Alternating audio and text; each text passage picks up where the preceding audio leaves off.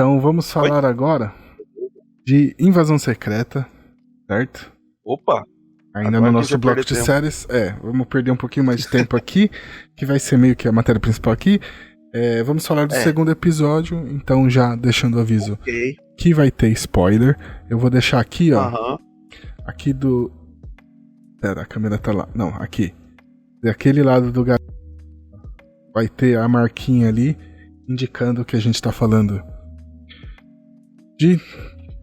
de Invasão Secreta.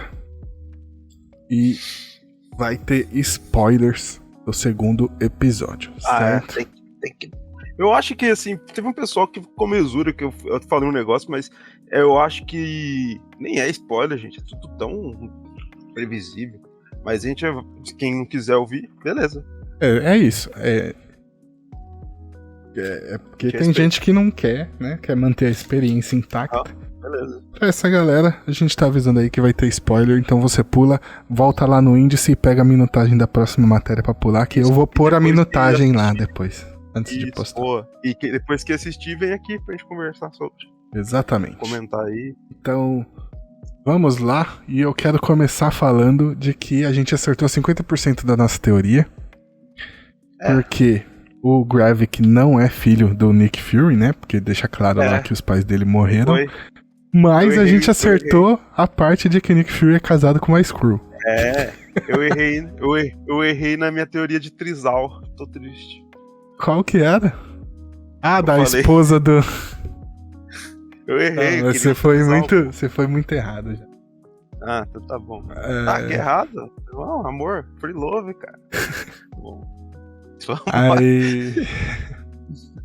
Mas é isso, a gente vai falar um pouco sobre isso mais pra frente, mas a gente acertou metade, né? Porque o Fury realmente é casado com uma Skrull, mas ele não é o pai do Gravik. E talvez não seja o pai entre aspas, viu?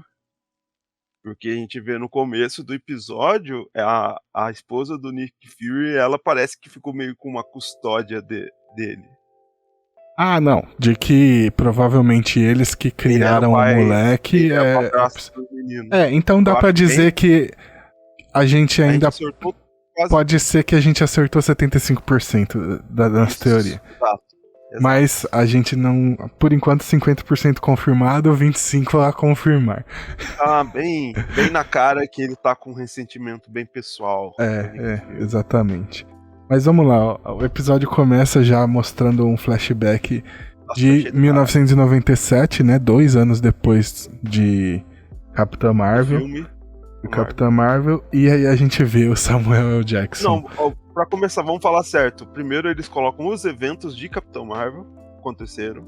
É porque aí é um trechinho do filme, né? No final. Isso. E aí fazem já um preâmbulo já pra 1997. Exatamente. Eles na Inglaterra. E aí os Skrulls não encontraram uma casa e estão lá, né, com o Nick Fury. E eu achei engraçado porque o Samuel Jackson tá velho. E aí eles fazem toda a maquiagem pra ele parecer mais novo, deve usar computação gráfica. E aí meteram uma cinta nele, porque ele tá pançudaço, né? Meteram um coletão de postura. E aí ele tá meio corcunda assim, né? E você vê que ele tá puxado. Ele tá todo duro assim nessa cena. Tá puxado. É muito engraçado essa cena, velho, se você prestar atenção nisso. Sim. É muito engraçado, velho. Mas é uma cena forte, legal pra caramba. É onde ele conhece o Gravik. Exatamente. Aí já deixa tudo meio apresentado, costurando, né? Começando a costurar essas pontas aí. Do ódio que o Gravik tem, porque ele levou tão a sério, porque ele ficou tão puto com a promessa do Nick Fury e o Nick Fury ter sumido. Exatamente. É por isso que a gente começa a construir tanto que parece ser muito pessoal mesmo pra ele. Porque o Nick Fury meio que promete que vai tentar achar uma casa pra ele se eles ajudarem mundo, né? a proteger... Ele fala o planeta, mas proteger a Terra. Mas é assim, é Nick Fury, cara. Proteger a Terra, os caras, todo mundo virou a gente, mano. Exatamente. Vocês viram a gente aí, eu ajudo a procurar uma terra pra vocês. Aí eu achei engraçado de tipo... Tá certo que não foi a SHIELD, né? Mas é que fala assim... Não, mas ele ainda é uma criança, não dá pra usar. E aí você lembra da Viúva Negra, que começou mais nova do que... É isso. Tá tudo já construído pra ter jovens Vingadores aí, cara. Enfim. O primeiro episódio termina com a morte da Maria Hill. E aí a gente ficou naquela esperança de não ser a Maria Hill. E aí... Eu já dei só eu, né? Só eu que fiquei com essa esperança. E aí o episódio já fala assim, não vai ter mais Maria Hill. Pode falar, a única coisa que eu achei merda foi isso, cara. O jeito que ela chegar, ela é... Mano, aconteceu... Tudo que aconteceu assim, não, ela só uma agente morreu, mano. Porra, ela é uma vingadora, caralho. Não é só mais uma pessoa que morreu, não, cara. Quem é a Maria Hill? Ela não é só uma agente.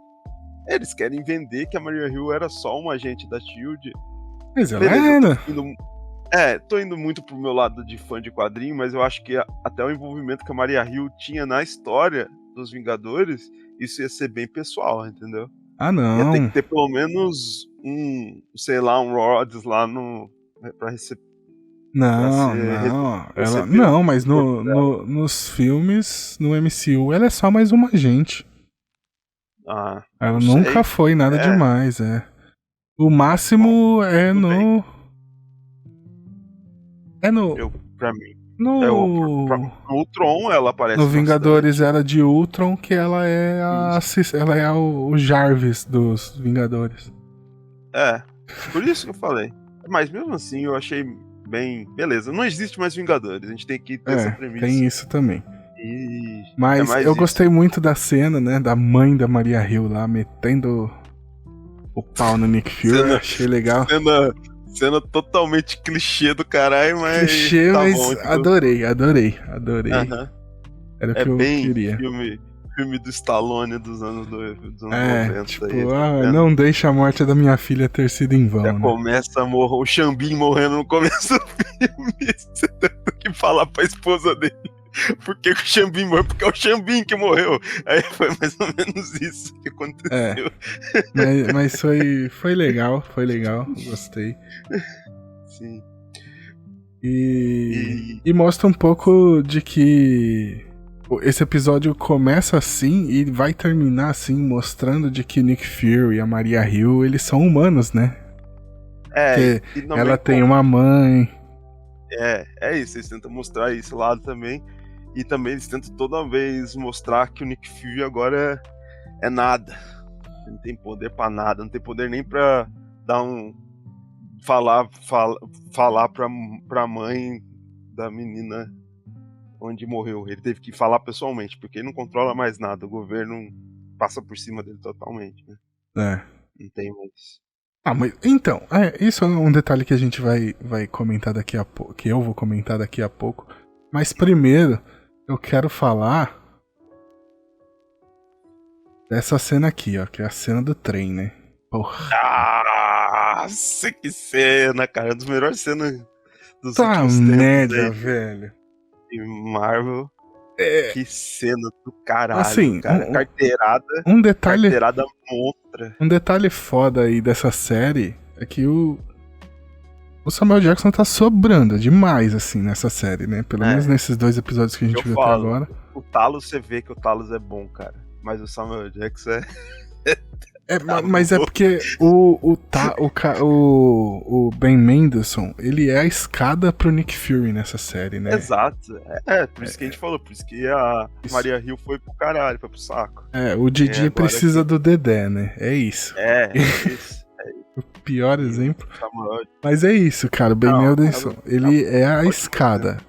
E pelo que eu já vi dele, eu gosto dele, mas aqui... ele vai bem. Ele só tá pra deixar... E você vê, assim, que as reações dele são muito... Eu gosto muito desse tipo de cena que mostra... Cara, você vai falar... Exato. E você vai falar, tipo, a série de ação de espionagem, a melhor cena Tipo, eu não tô desmerecendo, a série tá muito legal, cara. Eu tô bem empolgado. Eu não acho que nem. Tô que nem o Pedro com One Piece. Eu não sei se eu deveria estar.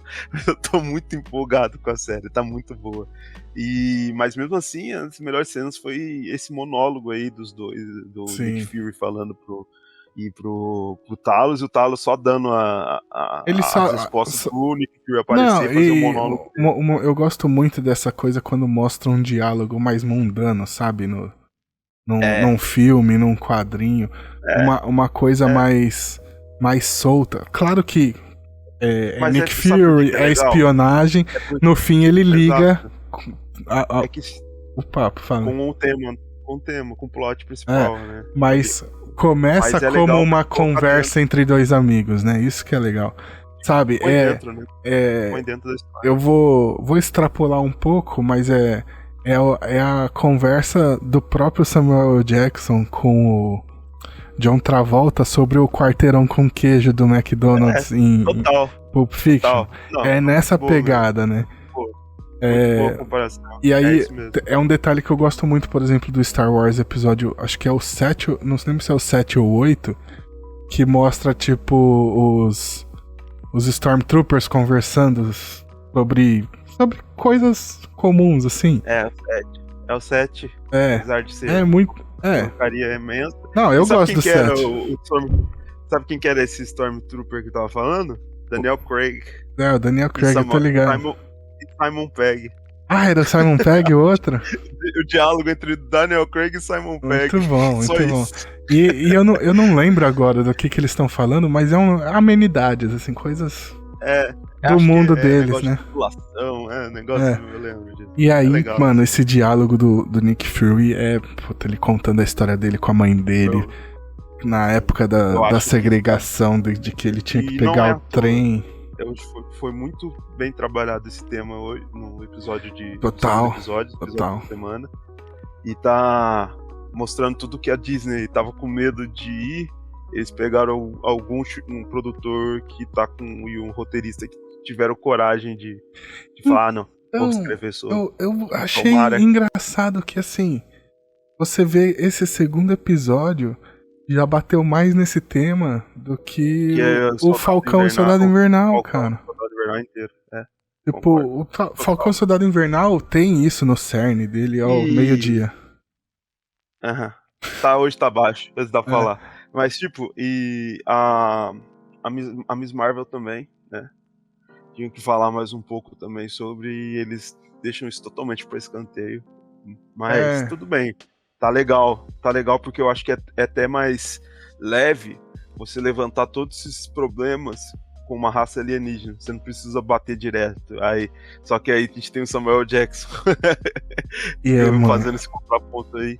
Mano, você tá viajando, malucão. Você acha que você vai conseguir enfiar outra espécie num lugar que não consegue aceitar sua própria espécie mesmo? Essa frase é muito foda, mano. Nossa, mano. Cara, você tá maluco, isso é muito bom. É totalmente um sonho do Talos mesmo. E ele começa a falar, né, que essa daí dá um tom muito legal pra todos os problemas, que a gente não tinha mais, pelo menos, a noção do tamanho do problema que era. A gente achava que era só uma insurgência pontual. Não, todo mundo foi pra Terra. E aí ele fala que tem 1 milhão de Skrulls na Terra, né, também. E aí isso é legal, porque agora, quando você falou no primeiro episódio que você ficava, quando aparecia um personagem eu olhava e ficava pensando que era o Skrull. Eu não fiquei com isso porque eu não tinha noção do tamanho. Pra mim era só uma insurgência de alguns poucos Skrulls e tal. Era um núcleo pequeno, o núcleo da cidade lá. Beleza. Nesse agora eu fiquei com essa sensação, cara. Qualquer personagem agora pode ser um Skrull. Que vai ter gente que tá vivendo a vida normal como um ser humano, né? E eles falam isso, né? Tem uma parte aí que eles falam isso explicitamente, assim. Da hora pra caramba. Então é muito... Mano, essa cena é um espetáculo, assim. É um espetáculo mesmo. E o mais foda é que, assim, ela é a melhor cena desse episódio, mas não é a única cena foda. A gente já vamos direto pra próxima. Também tem a grande cena Donald Trump do nosso General Rhodes. Aí, exatamente. Nosso Donald Trump da Marvel aí. You are fired! Porra, velho. Então, é nisso que eu quero entrar. Não, mano, mas foi muito bom, cara. Ele dando toda a volta do mundo. E o Samuel Jackson tava dominante. Ele tava dominante no papo. Ele tava achando que ele tava tendo controle sobre a conversa e queria botar o Rhodes contra a parede. E o Rhodes tá tipo, mano, você não tá entendendo, velho? Eu tô falando aqui só pra te mandar embora. E o Rhodes não queria falar, queria meio que ele entendesse e saísse fora, isso. Né? Ele não consegue entender. Um bagulho que eu achei, assim... Primeiro que ele já puxa um assunto de novo, né? E fala assim, pô, você é meu irmão, né? A gente Não, e é muito louco. Que ele começa a dar carteirada nele. Tipo, mano, que nem branco faz. Entendeu? Mano, você é filho de fulano de tal... Ou você é o meu amigo e eu abri as portas pra você. E aí, porra, o Rhodes tá lá, mano. Na parceria mesmo lá. Tipo, mano, eu não tô aqui porque a gente é... Beleza, a gente é do mesmo lugar. Mas hoje eu não tô aqui por causa disso. É mais ou menos isso que ele queria deixar claro. Eu tô aqui por causa disso, mas não por causa disso, né? Tipo, eu tô aqui pra te dar uma notícia ruim. Então, eu sou seu amigo. É muito bom. Não, e aí ele fala que, pô, os caras... Ninguém me escolheu, eu que me voluntariei pra vir, né? Porque ele foi como um amigo, é isso. E ele foi também porque ele, como ele falou, a gente compartilha toda uma vida, a gente compartilha a mesma história, a gente compartilha as mesmas raízes. Essa aí foi foda. Essa é Mas foda. no primeiro momento ele não quer falar isso, tipo...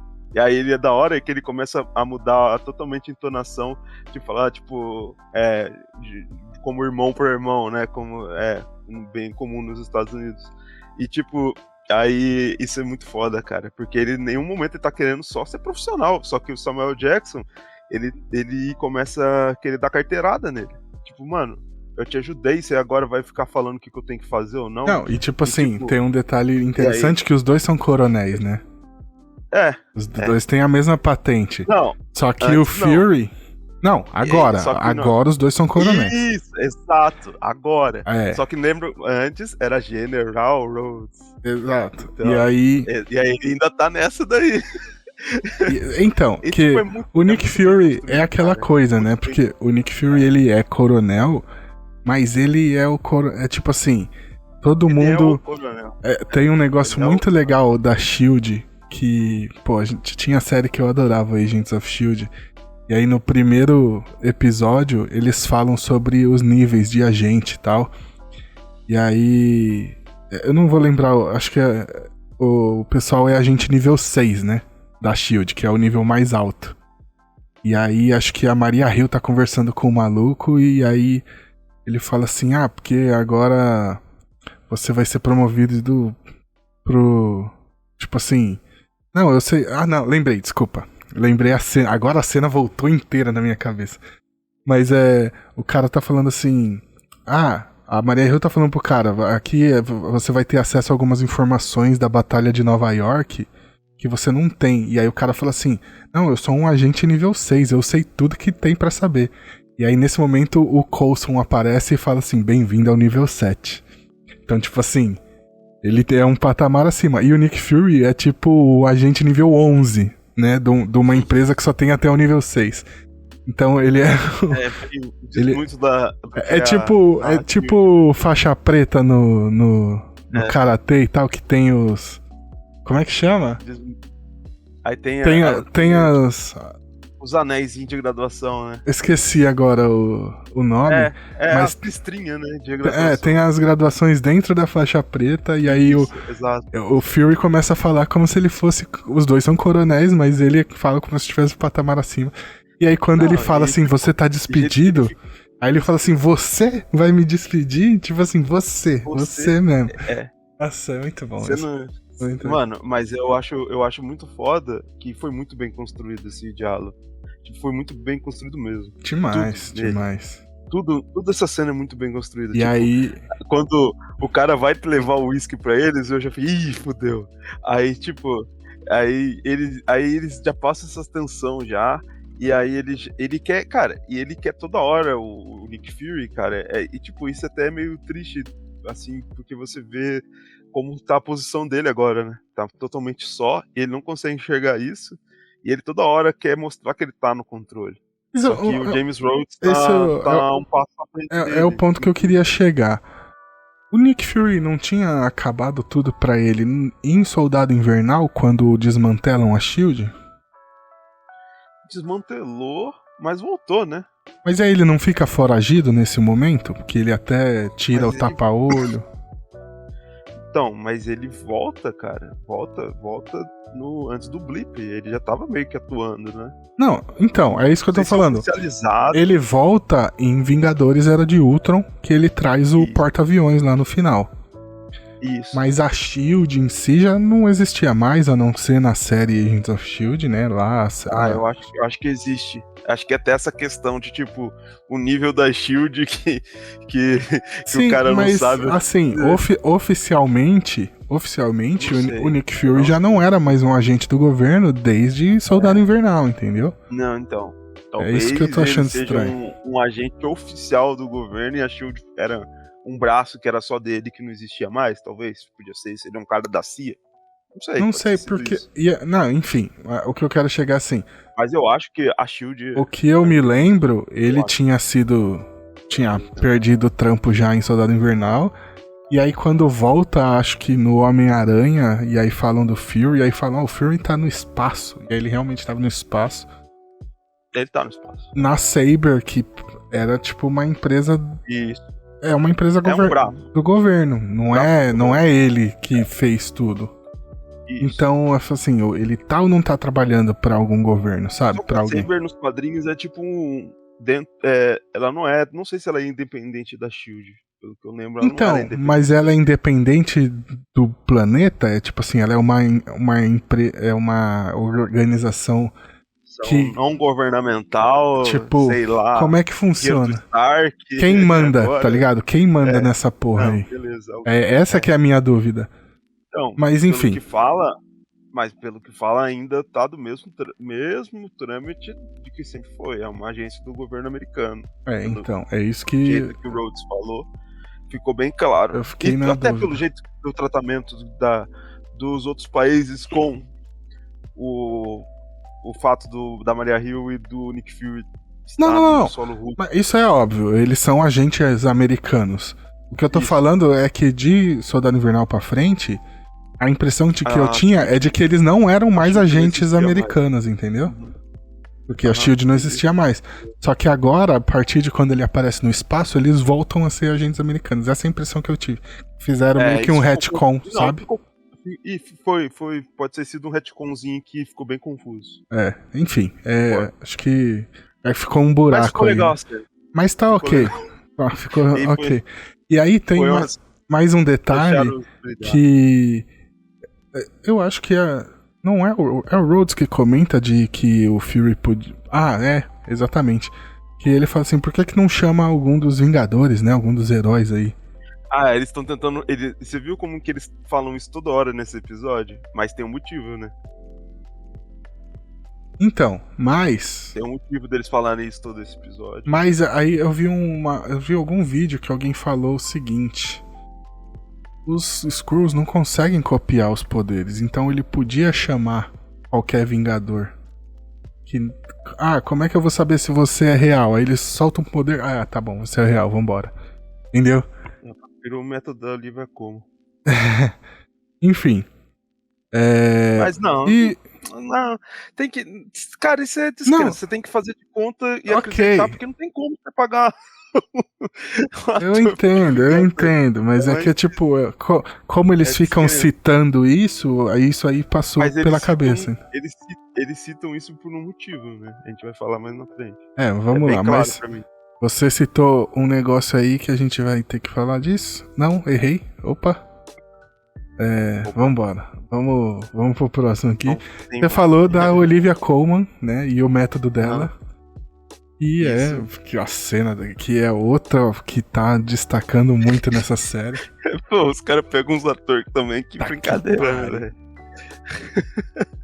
Não tem que falar, meu. Os caras acertaram muito no cast dessa série. E tem a cena da tortura. Ela já chega, mano, foda, né? Tipo, ela tá muito... Tipo, mano, onde que o cara tá? O cara fica assim, não, mano, não sei de nada e tal. Ela mano, só olha pro maluco assim, aí ele... É muito bom. Ela tá bem demais. Aí tá aquela cena total 007, Missão Impossível, de um monte de carcamano gigante torturando o maluco. Aí ela chega com um cortador de ossos, carne, de membro, que é aquele bem cortador de meio tesoura, e com uma malinha, aquele jeitão dela. E resolve, né? E resolve. Caramba! Mas aí... Totalmente britânica. Tem um bagulho desse episódio que, cara, eu achei ele, pros padrões, né? Da Disney, da Marvel, violento pra caramba. Ah, sim, concordo. Então, tipo, mostra já ela arrancando o dedo do cara pra descobrir se ele era um Skrull de uma vez. E mostra mesmo, não é só tipo a Corey pegou o dedo, fez barulhinho e mostra um dedinho na mão. Mostra arrancando, velho. Mostrou decepar o dedo. Caralho, mano, isso aí me chamou muita atenção.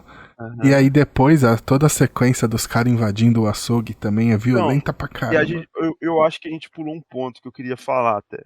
Que é a reunião, a gente pulou, que eu acho um ponto bem importante, a gente falar um pouco antes, depois a gente voltar nisso, que é a reunião dos líderes de governos, que é apresentado na CNN, ou não lembro qual por...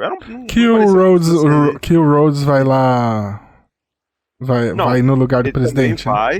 Ele vai, mas aí tem a apresentação que aconteceu o ataque, bem no começo do episódio, que aconteceu o ataque, e vários braços de poderes do mundo inteiro vão dar... vão fazer comunicados públicos que aparecem em jornais. E aí já corta a cena pro rapaz como que chama mesmo? O Skrull. O Gravik.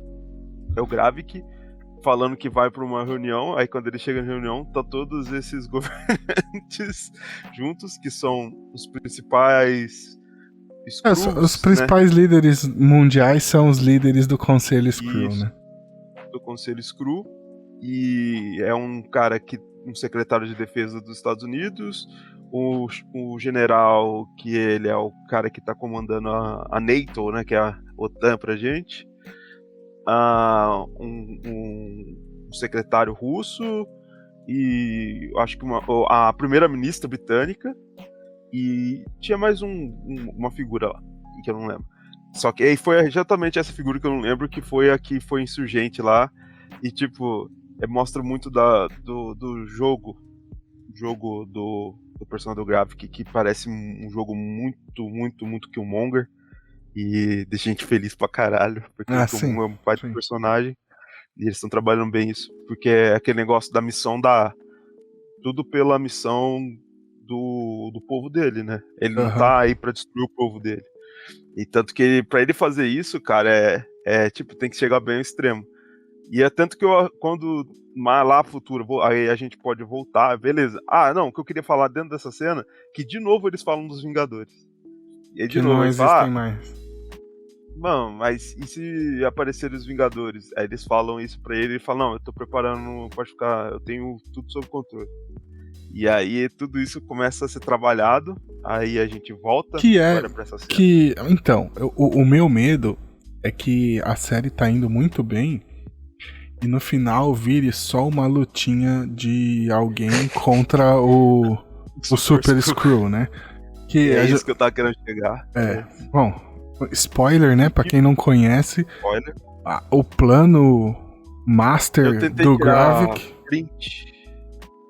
Eu tentei tirar print da tela quando a personagem da Daenerys ela começa a mostrar os poderzinhos que ele tá juntando e eu acho que foda pra caralho. Não tem Quarteto Fantástico. A gente vai falar mais pra frente.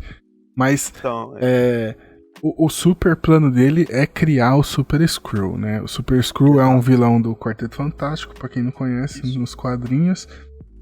E é um dos principais Peguei aqui. Da invasão secreta dos quadrinhos, né? Que é eles o Super Skrull original, eles pegam os poderes dos 4 do Quarteto Fantástico, imputam nele e aí ele vira um Super Skrull. E aí, na série, os Skrulls não conseguem emular os poderes. Eles conseguem emular só a aparência. Então, é isso. Por isso que ele é um super. Exatamente. Ele tem os poderes. Eles pegam poderes que são mais ou menos genéticos e colocam nele. O que é interessante é que, assim, no primeiro episódio... Interessante, mas que me dá medo. No primeiro episódio, eles deixam claro de que aquela explosão que acontece no final era só uma isca, enquanto alguém ia buscar alguma coisa pra tentar criar o Super Skrull, né? Isso. E aí agora... Também, tipo assim, se meu plano der errado, eu tenho uma contenção, que é o Super Skrull. Eles estão dando... E por isso que eu falei, eles estão dando muita ênfase no Super Skrull a série inteira. Tanto que eu fui falar num grupo lá de que eu participo de quadrinhos, aí deu spoiler, mas cara, tipo, o episódio inteiro eles ficam falando isso, o Rhodes falou, o rapaz que é o líder fala, toda hora eles ficam querendo falar assim, não tem Vingadores, se os Vingadores vierem... Se eles ficarem bravinhos com a gente, eles resolverem se juntar. Aí não, a gente tem uma solução. Então, uma questão dos quadrinhos, da invasão secreta dos quadrinhos, que eles aprendem a recriar os poderes dos heróis, e aí eles começam a fazer clones de vários heróis, porque eles conseguem replicar os poderes. E eles até tentam deixar uma dualidade que eu acho que o Bendis joga fora, que ele acho que ele não vai conseguir trabalhar. Aí ele joga fora, que é tipo, os personagens podem ter até feito uma autolavagem cerebral, pra eles acharem mesmo que eles são os personagens e tal, mas o Bendis caga, não vai dar certo. Aí ele esquece. É legal que, tipo, com a Mulher-Aranha é legal, né? Porque, tipo, ela era no quadrinho. Ela é a rainha Skrull, e aí, tipo, ela tava ali meio que pra ficar em segurança até os caras começarem e precisarem da rainha. Ela começa a falar isso, aí eu acho que o Bendis começa a ver que não tá funcionando, aí meio que, tipo, ela começa a agir como se ela soubesse de tudo, entendeu? Que ela soubesse mesmo que ela era muito. Aí eles meio que tentam esconder. É porque o dilema é o Tony Stark, né? Tony Stark. E aí fica aquela coisa da saga do clone do Homem-Aranha. Será que eu sou um Skrull? Será que eu sou eu mesmo? Aí vira a saga do clone total. Aí vira a saga do clone. Enfim, mas... Gente, a gente é marveco. Mas no fim, cara, no fim sempre vai acabar num plot que ninguém gostou. Aí a gente fica tentando salvar. Mas isso é um negócio legal, né? Que eu quero ver essa série chegar. Então, que é quando chegar no ponto do Nick Fury perguntando assim, será que eu sou um Skrull? Será que eu sou eu mesmo, sabe? Mas eu acho que não vai rolar. Não vai rolar, porque eu acho que ele tá tentando trabalhar bem isso, que tipo, ele tá, pelo menos nisso ele tá sob controle. Ele tá sem controle sobre nada. Ele tá sem controle sobre nada, ele só tem controle sobre ele mesmo. Então, aí, eu acho que o terceiro episódio vai ser muito definitivo pra mostrar. Primeiro que já é o meio da série, então tem que começar a mostrar alguma coisa, né? Hoje foi duas introduções. O primeiro foi a introdução do problema, essa daí foi a introdução do problema geral. E nesse foi meio que tipo a introdução do cerne do problema, assim, e como vai ser desenvolvido a série. Por isso que a gente ficou meio com medo. E agora precisa começar a mostrar um pouco de como que o Nick Fury vai resolver isso, né? Aí o meu medo é que o final seja só pra tudo isso pra ter uma lutinha do Super Skrull contra alguém, né? Aí, sei lá. Nick Fury mesmo. Como é que o Nick Fury vai lutar com... sei lá. Eles já começam a mostrar isso que eu ia chegar. Aí agora a gente pode voltar no Iva Como, porque é exatamente isso que eu ia chegar. Eles começam a mostrar algumas coisas que não são genéticas. Eles começam a mostrar uma coisa que foi totalmente esquecida, que é trabalhado nisso aqui, ó. Esse aqui, ó, é o que eu tenho. Eu já tive vários encadernados aqui que são muito no Brasil, que é o Extremis. Você lembra do Extremis? Uhum. E um dos poderes... O Super Skrull é Extremis. Eles pegaram provavelmente um brotinho do Groot. Eles acharam um ser abominável que provavelmente... como que chama aquele aquele bichão branco que aparece em Hulk, em Wolverine. Não, calma. Não. Eu separei aqui tudo certinho, aí então a gente beleza, fala no final. Depois fala, beleza. Só que o Extremis, ele é uma tecnologia humana. E a Olivia Colman, pra fazer o interrogatório, parece que ela usou o Extremis no rapaz. Pra mim era Extremis também, pra mim era Extremis. Pra mim também. Então, talvez o Extremis seja uma das ferramentas que possam ser usadas por humanos, entendeu? Uhum. Então, tem uma questão que assim, no final de Homem de Ferro 3, tem toda Eu gosto de Homem de Ferro 3. Ele fala que o Tony Stark consegue estabilizar o Extremis pra poder curar a Pepper. A Pepper e o... Como que chama? O personagem do Jon Favreau também. O Rap. O Rap também tava, né? Não, ele só... o Rap tava no hospital porque explodiu internado lá. Outra coisa. Porque explodiu no... O maluco explodiu. Quem tava com Extremes era só a Pepper mesmo. O personagem Não, mas é que ele... Lá, eu não sei se fala se ele usou o Extremis pra conseguir curar o coração dele. Porque ele resolve o problema... Parece só uma cirurgiazinha. Não é possível que era só ter feito uma cirurgia assim. Mas você não lembra que o jeito que aparece a cena no final? Eles só tirando uma cirurgia e eles tirando os... Não, então, mas eu não lembro. Eu preciso assistir de novo. Eu acho que ele usou o Extremis pra poder fazer essa cirurgiazinha, porque ele não podia fazer essa cirurgiazinha. Sim, não podia cortar o fluxo. Acho que essa era a questão. Pode ser. Eu acho que usou... Enfim, então ele estabilizou o Extremis pra poder utilizar isso. E aí a gente tem, né, de novo, eu vou puxar aqui, nossa, fazia tempo que eu não fazia isso, de puxar o Agents of S.H.I.E.L.D., mas o Agents of S.H.I.E.L.D. tem todo um arco ligado ao Extremis, né, que eles usam uma variante do Extremis em pessoas. E você fica puxando toda hora Agents of S.H.I.E.L.D., eu não vi Agents of S.H.I.E.L.D. Eu amo Agents of S.H.I.E.L.D., cara. Aí você fica puxando toda hora e eu sou um Marveco safado, eu fico com vontade de ver. Sei lá quantas temporadas que acho que as 5 primeiras temporadas pode ir tranquilo. 5? Não. Então. Vou ver 5 temporadas. 3 ou 4, né? As 5 já é as últimas, já é ruim. Mas acho que as 3 ou 4 temporadas são muito boas. Até o Blip, até a parte do Blip é muito bom. Que aí, a partir do Blip, quando desliga do universo Marvel. Até o Thanos chegar, até a Guerra Infinita, eles estavam ligados com Guerra Infinita. Tanto que na época de lançamento do Guerra Infinita, dentro de Agents of S.H.I.E.L.D., eles estão falando, o Thanos chegou na Terra. Thanos chegou, entendeu? E aí, dali pra frente, aí caga, porque tinha que sair uma temporada de Agents of S.H.I.E.L.D., mas a gente tava no gap entre Guerra Infinita e Endgame, não sabia o que ia acontecer. Então a série sai, aí muda, vira outra linha temporal, sabe? Eles tinham que ter guardado a série por 1 aninho, mas não queriam. E aí cagou tudo. Beleza, faz sentido. Mas agora você fica falando toda hora e eu fico com vontade de ver. Só isso que eu queria comentar. Bom, eu não... Pode ver. Enfim, tem mais uma coisa pra gente comentar sobre o episódio em si? Depois a gente vai pras curiosidades, não? Não, a gente tem que falar só da parte final mesmo. E o Nick Fury casado com uma Skrull, velho. É isso? É isso. Então. Que eu acho que a gente já passou por tudo do cerne principal. E é mais isso. Eu acho que nesse episódio eles deixam a trama do Talos e da filha dele meio de lado, porque tem muita outra coisa pra trabalhar. Porque esse episódio é do Nick Fury, velho. Esse episódio é do Nick Fury. E aí no final, mostra ele chegando em casa. Eu fiquei até na dúvida, e aí eu fui rever a cena, que eu fiquei na dúvida se o Nick Fury sabia que ele era casado com uma Skrull, ou se a esposa dele a Skrull substitui a esposa dele. Porque mostra a pessoa como Skrull, e aí a hora que ele entra em casa, a hora que ela vai aparecer, ela aparece como uma pessoa normal. Eu fiquei, opa. Eu não fiquei com essa dúvida não, porque como eles estão usando maquiagem pra fazer os Skrulls, tende a manter a feição. E então, ela tava com a mesma feição da atriz do começo lá, que aparece ela com o menino. Então, mas eu fiquei um pouco na dúvida, porque se é assim, ela não precisava virar humana quando o Nick Fury tá em casa.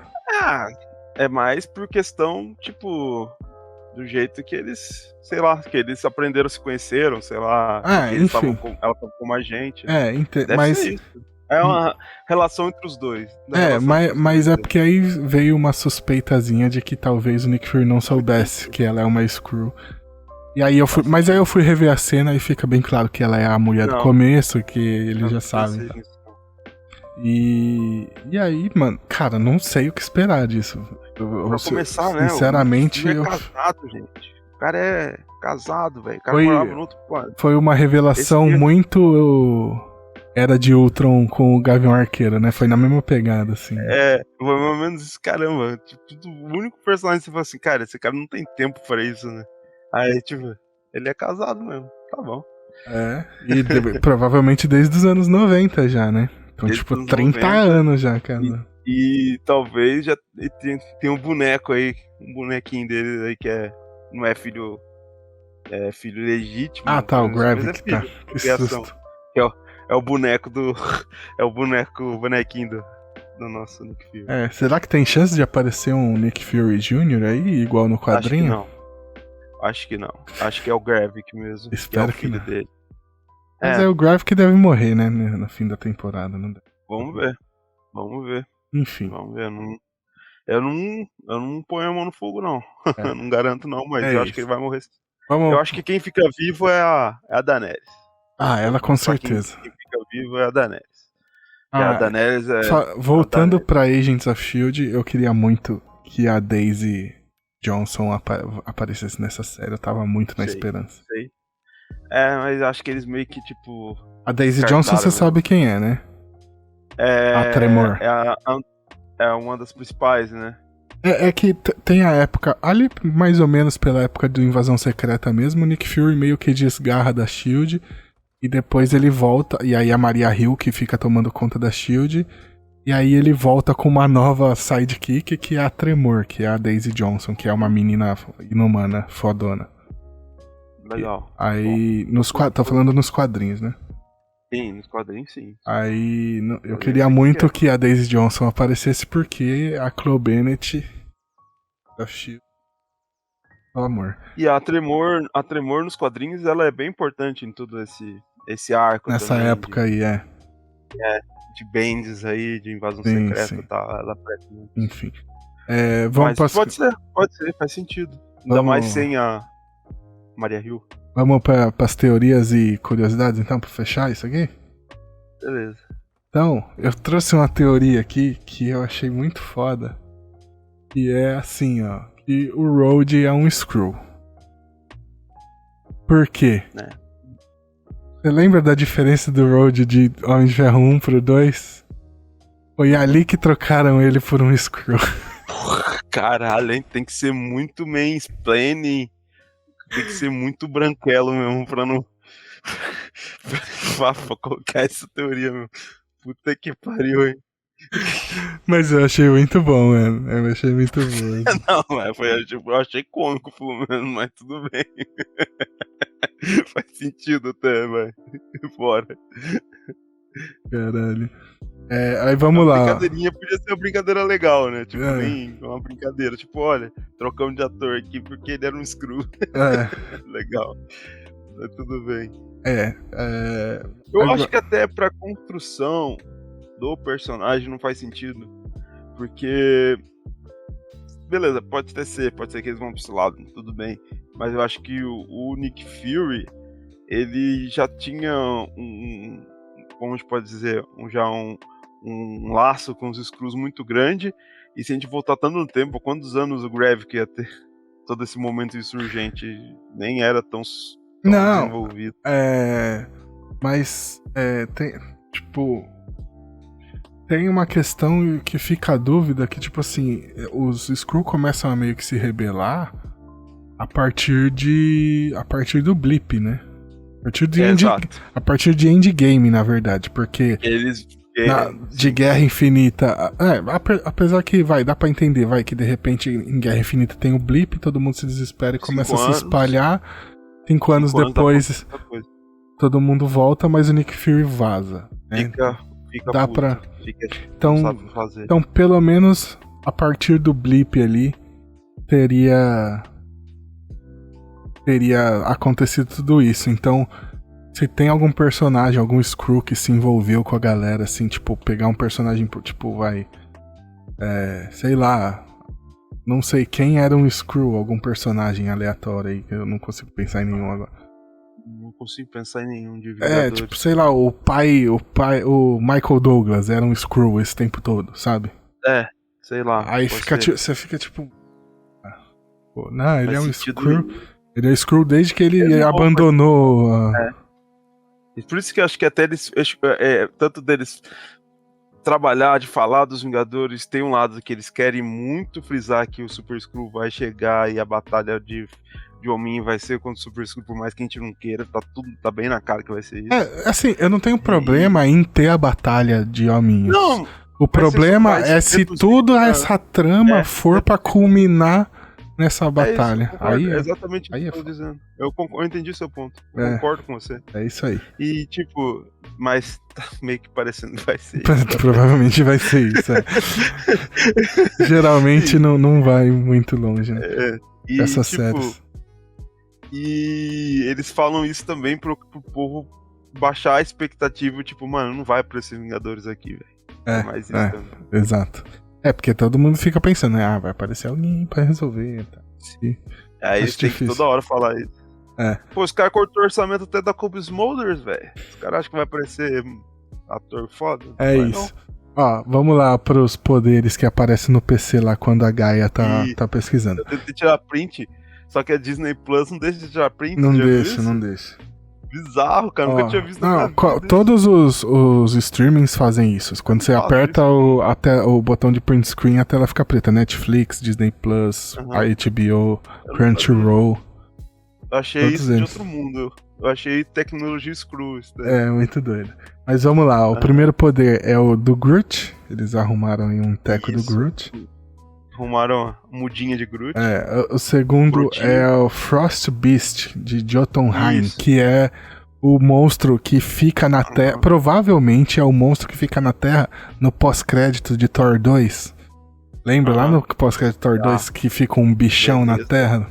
Os bichão lá que esqueceram e agora lembraram. Exatamente. Lembraram bem. A mão do Obsidian, que o Wong arranca a mão é o servo do Thanos, que tem a foice grandona, e aí ele perde a mão no portal do Wong no começo de Guerra Infinita. É a mão dele que eles estão usando. Outro ganchinho bacana pra caramba. E o Extremis, que é o do Homem de Ferro 3. Então é muito... falei. Que eu acho que pode ser trabalhar com uma bomba do Nick Fury. Não, então, o que é o interessante? O Groot, ele representa o Senhor Fantástico. O Frost Beast de Jotunheim provavelmente seria alguma coisa a ver com a Garota Invisível, Mulher Invisível, com a Susan Storm. Tá nos anos 60, irmão? Que foi a palavra, o nome que veio primeiro pra mim. O Obsidian seria o Coisa. E o Extremis representando o Tocha Humana, né? Eu troco o Obsidian pelo gelo. Acho que às vezes ele tenha mais a ver com a Sui do que o negócio de gelo lá. Não, o Obsidian só era forte, ele é o Coisa, pô.